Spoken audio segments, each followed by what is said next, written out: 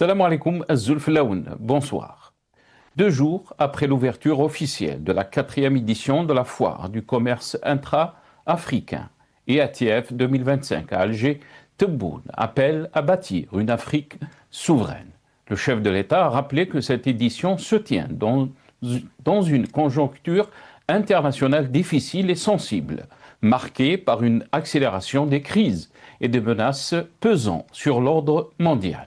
Il a exprimé sa crainte de voir l'Afrique une nouvelle fois marginalisée, malgré ses immenses ressources et son potentiel humain.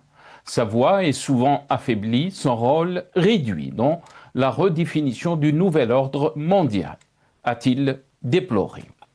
Pour Tebboune, la rencontre d'Alger dépasse la simple dimension économique.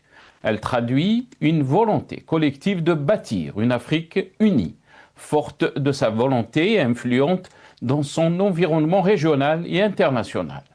Mais le défi reste essentiellement économique. Tebboune a interrogé quelle place occupe l'Afrique dans l'économie mondiale. Certes, le défi est immense, mais la question qu'il fallait poser, Monsieur le Président, quelle place occupe l'Algérie dans l'économie africaine?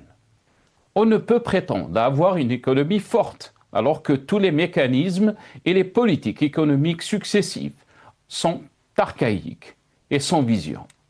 En tant que pays, nous évoluons dans un climat anxiogène, qu'il soit à l'intérieur du pays ou avec une répression accrue des libertés publiques et les crises successives et récurrentes avec des pays voisins.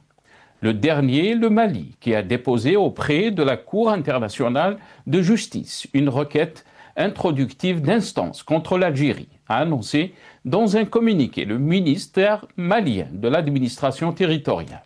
Le Mali accuse Alger d'avoir abattu un drone de l'armée malienne au-dessus du territoire malien. L'Algérie a rejeté ces accusations. Selon Alger, les données radars de son ministère de la Défense établissent clairement la violation de l'espace aérien de l'Algérie par un drone de reconnaissance venu du Mali.